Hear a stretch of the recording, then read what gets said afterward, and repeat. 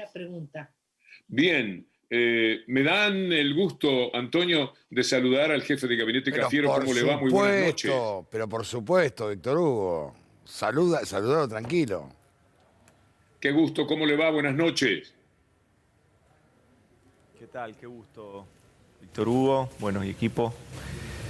Acá estamos en la Cámara de Diputados. Hicimos en el comienzo de la nota. Pudo ver lo que estábamos haciendo nosotros sobre la creación de derechos. Estábamos hablando bien en este tema de lo que se hace por parte de la administración en la Argentina. Sí, ayer lo escuché, lo pude seguir por audio, pero sí, son imágenes repetidas, ¿no? La del discurso del odio y cómo cuando sembrás odio cosechás odiadores. Y esto es lo que sucede en el mundo y también sucede aquí en la Argentina, Víctor Hugo. Y desandar eso y desarmar eso es parte de una tarea que el gobierno también está llevando adelante con la ampliación de derechos, con la ampliación de oportunidades y sobre todo con mostrar y exhibir las diversidades que componen nuestra sociedad. Para nosotros eso es esencial. Ahora, no tenemos que perder de vista que hay un discurso del odio que está muy intrínseco en la discusión política hoy. Y eso está sucediendo.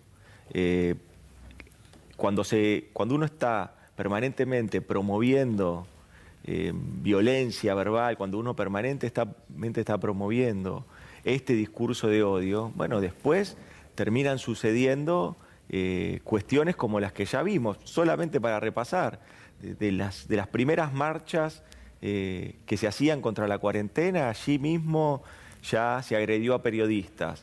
Luego hubo incendios y luego hubo ataques a unidades básicas y a locales partidarios del Frente de Todos o del kirchnerismo. Luego se colgaron bolsas mortuorias en la Plaza de Mayo. Todo esto va en crecimiento, lamentablemente. Y hay que encontrar un dispositivo institucional, que es un dispositivo político. La política es la que tiene que dar cuenta de esto y tiene que parar los ánimos, parar ese ruido y empezar a pensar de un modo más democrático, de tolerancia, de respeto y de respeto a las diversidades. Y ese es el desafío que tenemos nosotros también. Gracias, Antonio, Agustina, por permitirme darle continuidad a lo que estaba haciendo en la columna. Este cierre me parece imprescindible ahora que lo escuché sobre el mensaje que queremos entregar respecto a lo que sucede en un mundo tan violento. Así que ahora me quedo yo acompañándolos y si hay alguna pregunta dentro de la agenda que ustedes han preparado, con mucho gusto. Sí, hay muchas, Víctor Hugo, gracias.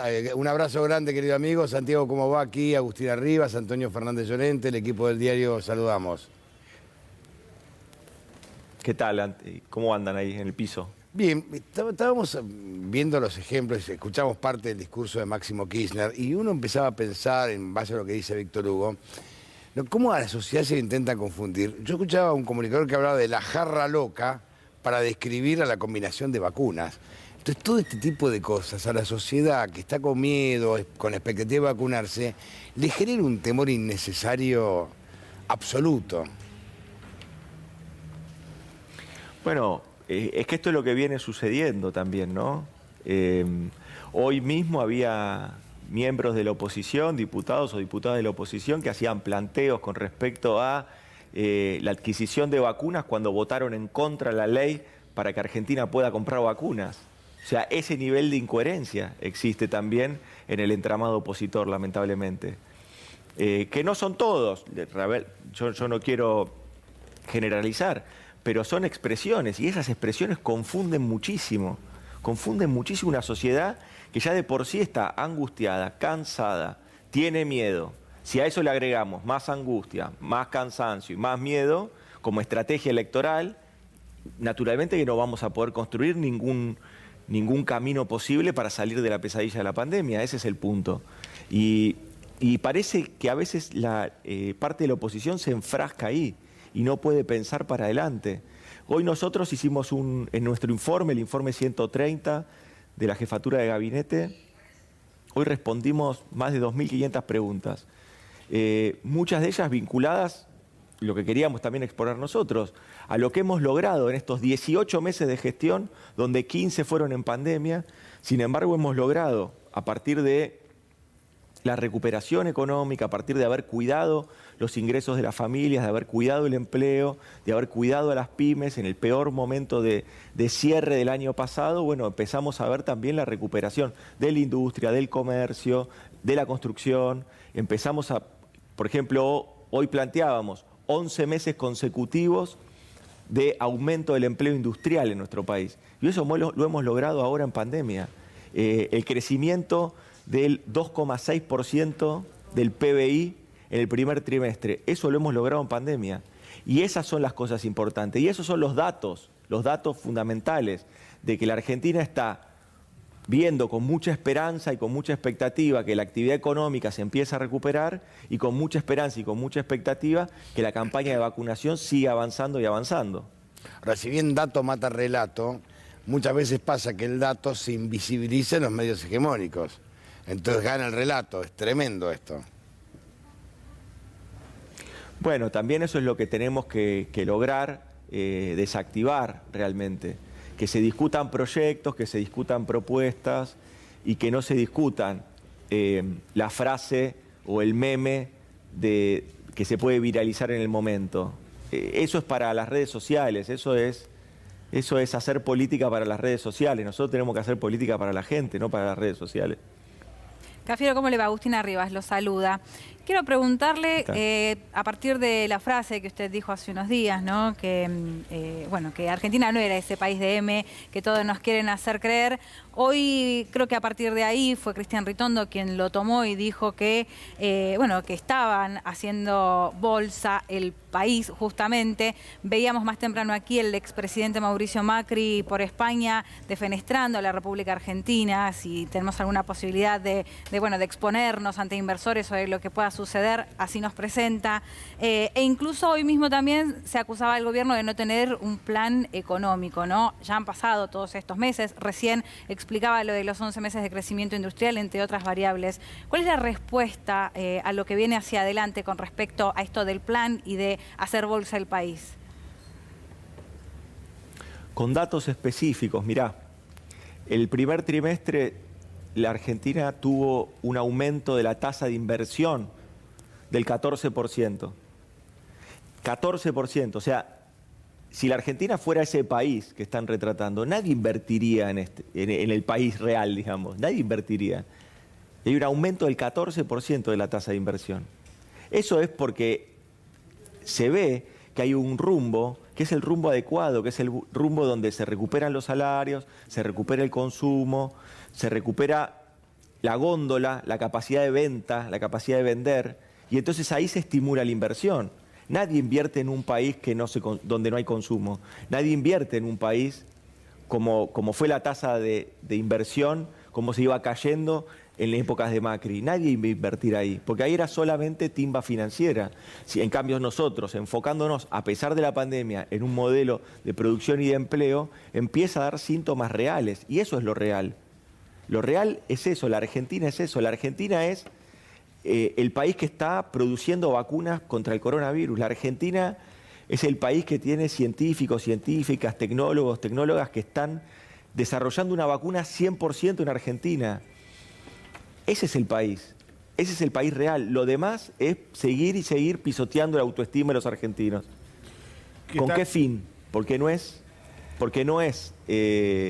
solamente una cuestión ideológica. No. Hay un fin económico atrás.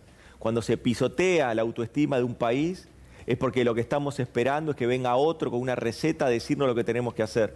Y esa otra receta que viene a decirnos qué es lo que tenemos que hacer es una receta donde casualmente los que siempre ganan son los mismos vivos de siempre, que son los poderes concentrados de la Argentina, que son los sectores financieros del país, que son los mismos que financiaron a Macri durante 4 años y que de un día para el otro ya vieron que el país que Macri les había propuesto era un país que no tenía rumbo, y le quitaron la confianza. Cuando le quitaron la confianza tuvo que Macri recurrir al Fondo Monetario Internacional. Y esa es la triste historia de lo que sucedió.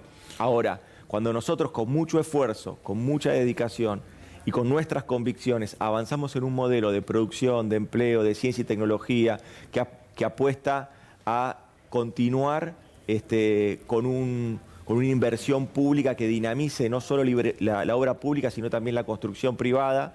Son todas cosas que se están dando hoy. Nosotros duplicamos el presupuesto en obra pública. ¿Eso qué significa? Que antes, cuando llegamos, había 270 obras en el país y hoy hay 1.600 obras en el país. ¿Qué tal, Cafiero? Los saluda Mariano Martín. Le quiero preguntar por la novedad probablemente más importante del día, que tiene que ver con el acuerdo con Moderna. A ver si podemos avanzar sobre algunos números un poco más concretos, aunque sea provisorio porque todavía no se ha firmado. ¿Qué cantidad especulan que puede llegar de dosis de esta vacuna? Si van a tener específicamente utilización pediátrica y a partir de qué momento usted estima que podrán estar en Argentina estas dosis. Tenemos expectativa de que las vacunas lleguen lo antes posible. El día lunes vamos a estar firmando el contrato y de ahí van a estar, se va a establecer con mayor precisión los plazos de entrega y las cantidades. Pero hasta el lunes tenemos que esperar que se termine de cerrar la letra del contrato. Lo importante es que se pudo avanzar con la firma con este laboratorio, que es un laboratorio norteamericano que viene muy avanzado en lo relacionado a la aprobación de vacunas pediátricas en Estados Unidos y en el mundo. Eso nos permitiría a nosotros aprobarlos también para uso pediátrico. Cafiero, ¿cómo le va? Fernando Borroni, buenas tardes. Lo llevo otra vez al tema del odio.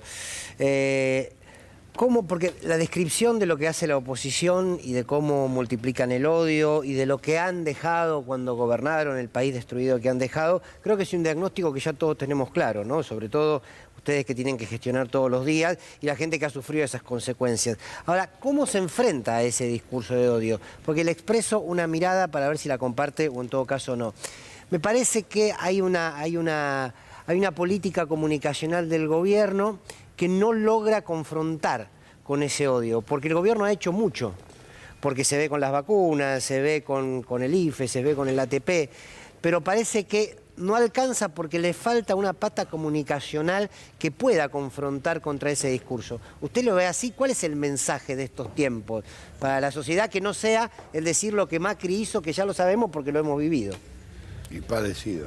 Y padecido, claro. Sí. Seguro que al discurso del odio no se le contrapone otro discurso del odio. Eso sería destructivo, claro. Destructivo para nuestra vida en comunidad. Con lo cual al discurso del odio, en un régimen democrático, plural, participativo, diverso, lo que hay que responderles con democracia, con participación, con, fundamentalmente creo yo, desde el punto de vista comunicacional, con exhibir la verdad, exhibir la realidad, exhibir lo que está sucediendo, exhibir datos bien precisos y testimonios, me parece. Porque cuando nosotros vamos a un caso bien específico de discurso de odio. Las vacunas no van a llegar, las vacunas no sirven, las vacunas son veneno, las vacunas no alcanzan. Ante todo eso que se va generando, esa incertidumbre que se va generando, la única forma de romper esa incertidumbre es el testimonio personal de aquel que va y se vacuna y sale de un vacunatorio, y ese testimonio es el que mata cualquier tipo de narrativa negativa con respecto a la vacuna. Y eso es lo que viene sucediendo. La misma realidad va desmintiendo todas esas operaciones. Por eso para mí es central esto, que nosotros continuemos con el gobierno enfocado como nos pide el presidente, enfocado en las cosas que tenemos que hacer, y no perder tiempo en tener que contestar todas las cosas que la oposición o que parte de los dirigentes de la oposición van tirando. Porque si no nos vamos a tener que dedicar a desmentir noticias falsas. Y nosotros nos votaron, como nos dice el presidente, para encender la economía, para promover la justicia social, para ampliar derechos, para poner en funcionamiento las fábricas. Ese es el desafío que tenemos.